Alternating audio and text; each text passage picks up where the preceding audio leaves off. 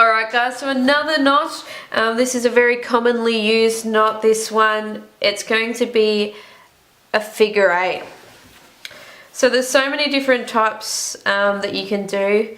So we could do it on the bight, which we'll do to start off with, and I'll demonstrate it from there. So what we're going to do here is basically, it takes the shape of an 8.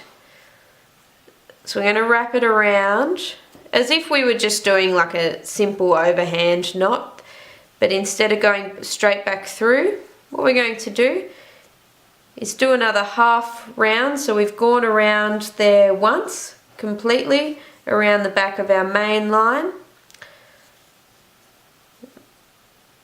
then we go back through our loop that we've created, pulling that through nice and tight. So when you've got your figure 8 there, it's always one that you've got to dress. It never sits perfect straight off the go. So then you sort of just dress it until it looks pretty good. There you go.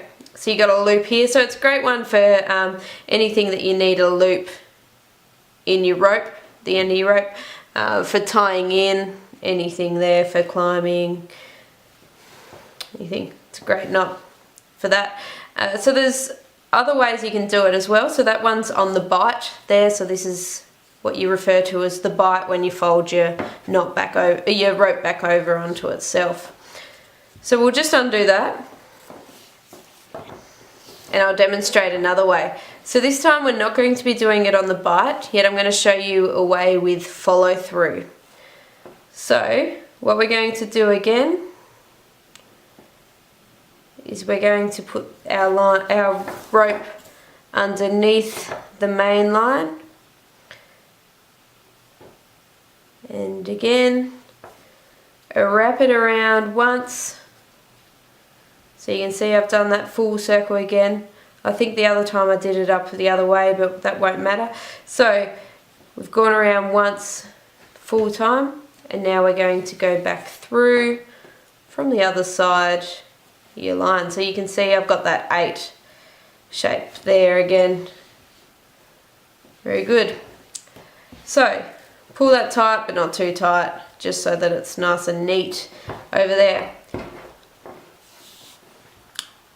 So now the reason you'd do it this way and not on a bight would be things, say if you were tying it around something, not just hooking it straight on. So the bight's really good if you can get a carabiner in there or something, but this way you could tie it around. Say you could tie it onto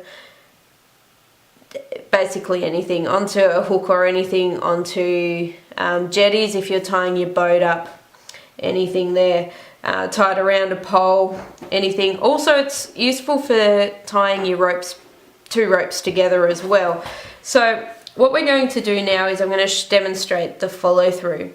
What we do is we want to get our ends, and so this is where you'd follow through with if you were to be tying another rope to this one as well. So what we're going to do is basically we're going to just go back in onto itself again. So we're following through the rope in the exact same direction as it went in before. So you want your ropes to be lining up side by side each other, so that I would not ever go in that way. So you want them to be going in the same direction. You follow that rope around, so I can see that it travels through here, up and around there. So that's my next move, and then I can see it goes down in here. So that's the next one. And again I can see it wraps around the back there, and it comes through there. Again, allowing yourself just enough length there so that it's nice and safe as well in case there is any movement in your rope. And again, just dressing. So my guides actually start to mock me a little bit with dressing your knots, but it's so crucial. Otherwise you end up with kinked ropes, or the other thing is the danger of not being able to just look at your knot and know that you've got it right as well. So always just dressing it when you do it. It's worth taking that bit of extra time and making sure that you've got a nice, neat, tidy knot.